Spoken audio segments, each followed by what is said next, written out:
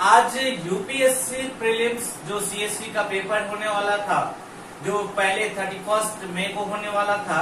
और due to corona virus के कारण ये जो एग्जाम था पोस्टपोन हो गया था। तो आयोग ने बोला था, यूपीएससी आयोग ने, कि हम लोग इसका न्यू डेट देने वाले हैं, और वो जो न्यू डेट दिया जाने वाला था वो आज यानी कि 5 जून को दिया जाने वाला था। तो आज आयोग ने एक नए डेट के साथ बताया है कि जो यूपीएससी प्रीलिम्स की जो एग्जाम होगी वो एग्जाम होगी 4 अक्टूबर को। ठीक है, 4 अक्टूबर 2020 को एग्जाम होगा। प्रीलिम्स का प्रारंभिक परीक्षा जो सीएससी का है ये कब होगा आप लोग देख लीजिए, डेट है 4 अक्टूबर 2020। ठीक है, अब देखिए इसके बाद जो इन्होंने बताया है कि जो मेंस का पेपर होगा वो मेंस का पेपर होगा आपको जनवरी 2021 में। ठीक है, जो मेंस का पेपर होगा वो कब होगा, जनवरी 21 में। तो आपके पास फ्रेंड्स जो इस बार के जो एस्पायरेंट हैं उन एस्पायरेंट के पास कई सारे प्रॉफिट बेनिफिट्स भी मिल गए हैं इसके कारण, और कुछ उनके पास कुछ एक्स्ट्रा चैलेंजेस भी आ जाएंगे। तो हम लोग दोनों के बारे में चर्चा करेंगे कि क्या क्या बेनिफिट्स है और उन बेनिफिट्स का वो लाभ उठाएंगे, और जो चैलेंजेस हैं उनको कैसे टैकल करेंगे। ठीक है, तो पहले समझते हैं, फिर से ये देख लीजिए कि 4 अक्टूबर 2020 को इसका पेपर होना है, और इसमें क्या क्या बेनिफिट्स मिल रहा है आपके पास। तो सबसे पहला जो बेनिफिट है वो है आपको टाइम का, यानी कि पहले जो पेपर होना था और अब जो पेपर होना है इसमें काफी डिफरेंस आ गया है। आपके पास एक अच्छा खासा टाइम है, तो आप इसको क्या कर सकते हैं, रिवाइज कर सकते हैं। जितना मल्टीपल टाइम हो सके उतना मल्टीपल टाइम रिवाइज कर सकते हैं। प्रीवियस ईयर के क्वेश्चन पेपर्स को और मैक्सिमम टाइम बना सकते हैं। एंड इसके बाद जो भी आपके टॉपिक्स जो कि लगते हैं आपको कि आपके वीक हैं उनके ऊपर आप थोड़ा काम कर सकते हैं, क्योंकि आपके पास एक्स्ट्रा टाइम मिल गया है। ये एम्पल अमाउंट ऑफ टाइम है जिसमें कि आप अपने प्रिपरेशन को और अच्छा कर सकते हैं। दूसरी बात देखते हैं कि और क्या है, यहाँ से अब क्या आपके पास प्रॉफिट और क्या स्ट्रैटेजी हमें फॉलो करनी होगी। तो सबसे पहली बात देखिए फ्रेंड्स कि हमारे पास जो अभी से टाइम बच रहा है, ये आपको जून है, पूरा जुलाई है, अगस्त है, सितंबर है, ठीक है, और अक्टूबर। तो अक्टूबर में ये आ रहा है, तो ये जो टाइम है इस टाइम में आप सिर्फ और सिर्फ प्रीलिम्स के लिए नहीं जाइए, जैसा कि मुझे लगता है, जैसा कि मैं सजेस्ट करता हूँ। अदरवाइज सारे एस्पिरेंट्स की अपनी अपनी अलग अलग स्ट्रैटेजी हो सकती है। ठीक है, तो जिन्होंने भी काफी अच्छे से तैयारी की है, जिनका लगता है कि प्रिपरेशन पहले से अच्छा था, उन सारे एस्पिरेंट्स को मैं यह सलाह देना चाहूंगा कि आप क्या करें कि आप कुछ टाइम जो है ना, जैसे कि अगर आप अपने स्टडीज को डेली बेसिस पर अगर 8 to 10 आवर्स दे रहे हैं, तो उस 8 to 10 आवर्स में आप अब उसे जो है ना, पहले क्योंकि प्रीलिम्स के पहले क्या होता है कि हम लोग प्रीलिम्स को मैक्सिमम टाइम देते हैं, 8 to 10 आवर्स होता है, तो प्रीलिम्स स्पेसिफिक सिलेबस को ही हम लोग मैक्सिमम टाइम देते हैं जब 2 महीने बचे हुए रहते हैं। और ये जो टाइम चल रहा था ये वही टाइम चल रहा था, लेकिन चूंकि अब काफी टाइम बढ़ गया है, ये 4 महीने बाद अब इसकी पेपर होनी है, तो मैं आपको सजेस्ट करूंगा कि सबसे पहले अगर आप डेली बेसिस पे 8 आवर्स भी निकाल रहे हैं, तो इस 8 आवर्स में से एटलीस्ट 2 to 3 आवर्स जो है ना, वो आप अपने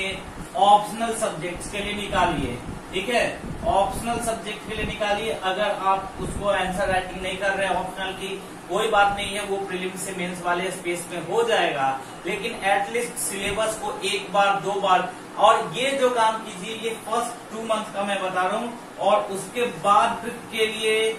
फर्स्ट 2 मंथ्स के लिए मैं बता रहा हूँ कि आप 2 to 3 आवर्स आप एटलीस्ट अपने अपने ऑप्शनल पेपर्स पे दीजिए, क्योंकि ऑप्शनल पेपर्स में मार्क्स लाना आपके रैंक को और आपके सफलता के लिए काफी ज्यादा आवश्यक होता है। ठीक है, तो 2 घंटा एटलीस्ट आप टाइम दीजिए किसके ऊपर, ऑप्शनल पेपर के ऊपर, और इतना ही 2 घंटा जो टाइम है वो आप किस पे दे सकते हैं, जो मेंस के टॉपिक्स हैं उनके ऊपर। तो 8 आवर्स में से आप जो 4 आवर्स हैं वो आपने ऑप्शनल पेपर, और 2 आवर्स आप ऑप्शनल पेपर के ऊपर, और 2 आवर्स आप जीएस मेंस के सब्जेक्ट्स के ऊपर आप दे सकते हैं। और आप इस तरीके से स्टार्ट कर सकते हैं कि जीएस मेंस का पेपर 1 आज आपने स्टार्ट किया, ठीक है, और इसको आपने स्टार्ट करने के बाद जब आपका GS1 कंप्लीट हो जाए तब GS2 स्टार्ट कीजिए, जब GS2 कंप्लीट हो जाए तब GS3, एंड ऐसे करते करते आप GS4 तक पहुंचिए। या फिर आप ऐसा भी कर सकते हैं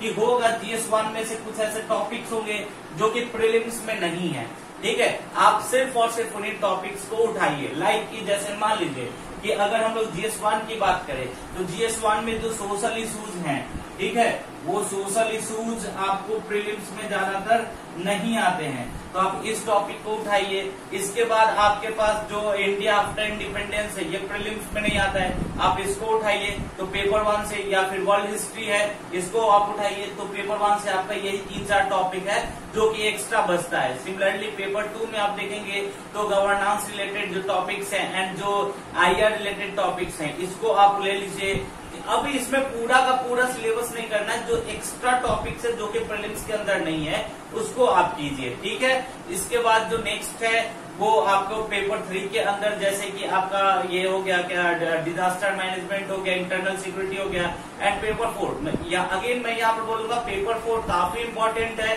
तो अगर आप चाहें तो पेपर 4 से भी रिवर्स तरीके से आप स्टार्ट कर सकते हैं कि फर्स्ट ऑफ ऑल मैं फर्स्ट 2 मंथ्स के लिए मैं पेपर 4 से स्टार्ट करता हूं, अगेन तब पेपर 3, पेपर 2 एंड पेपर 1 पे आऊंगा। तो आपका क्योंकि पेपर 4 का जो है ना कोई भी पार्ट आपको कहाँ पे नहीं होता है,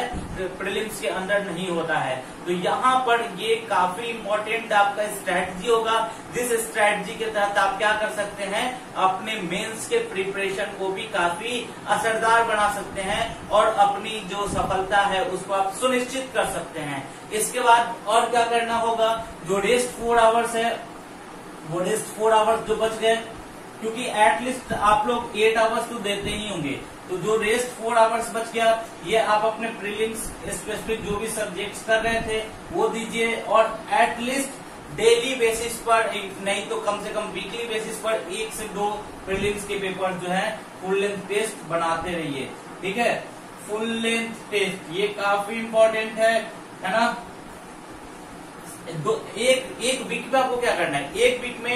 एटलीस्ट एक सब्जेक्ट जो आप पढ़ रहे हैं उस सब्जेक्ट का एक पूरा 100 क्वेश्चंस का सेट, और दूसरा एक फुल लेंथ टेस्ट, ये दोनों रेगुलर बेसिस पर चलते रहिए। ये फर्स्ट 2 मंथ का शेड्यूल होगा, एंड आफ्टर 2 मंथ्स जो आप प्रीलिम्स के लिए अपना पूरा शेड्यूल फॉलो करते हैं उसको फॉलो कीजिए। ये आपके लिए एक प्लस पॉइंट है, ये एडवांटेज का टाइम है, क्योंकि आपने प्रीलिम्स के प्रिपरेशन कम से कम 2 महीने 3 महीने पहले स्टार्ट कर दिया होगा, तो वो प्रिपरेशन अब अपने मैच्योर स्टेज में आ गया होगा। तो आप यहाँ से थोड़ा और मेहनत करके आप अपनी सफलता को सुनिश्चित कर सकते हैं, ठीक है। अब यहाँ पर चैलेंजेस क्या है उसकी चर्चा करते हैं। ये तो अपने प्रॉफिट्स हो गए थे, अब चैलेंजेस क्या है इसकी चर्चा करते हैं, ठीक है।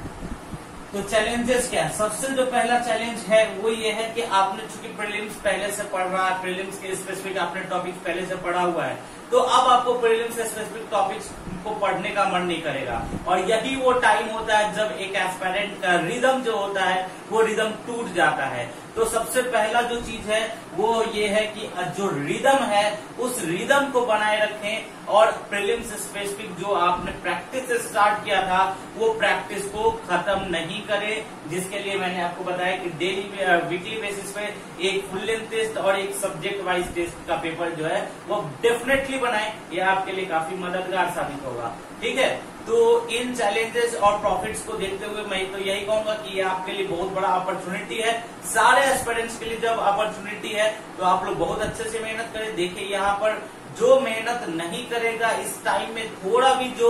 ये वीक पड़ेगा, जो थोड़ा भी लगेगा उसको कि मेरी तैयारी हो चुकी है, उन्हें एग्जाम के टाइम में दिक्कत हो सकती है। तो आप ऑप्शनल को भी ले लें और जीएस के भी पेपर्स को ले लें, और जो प्रीलिम्स का अपना प्रीलिम्स स्पेसिफिक तैयारी कर रहे थे वो करते रहें, ठीक है। तो आपको शुभकामनाओं सहित आप हमारे चैनल को देखते रहिए, और कोई भी डाउट्स हो तो आप डेफिनेटली हमसे पूछ सकते हैं। Thank you.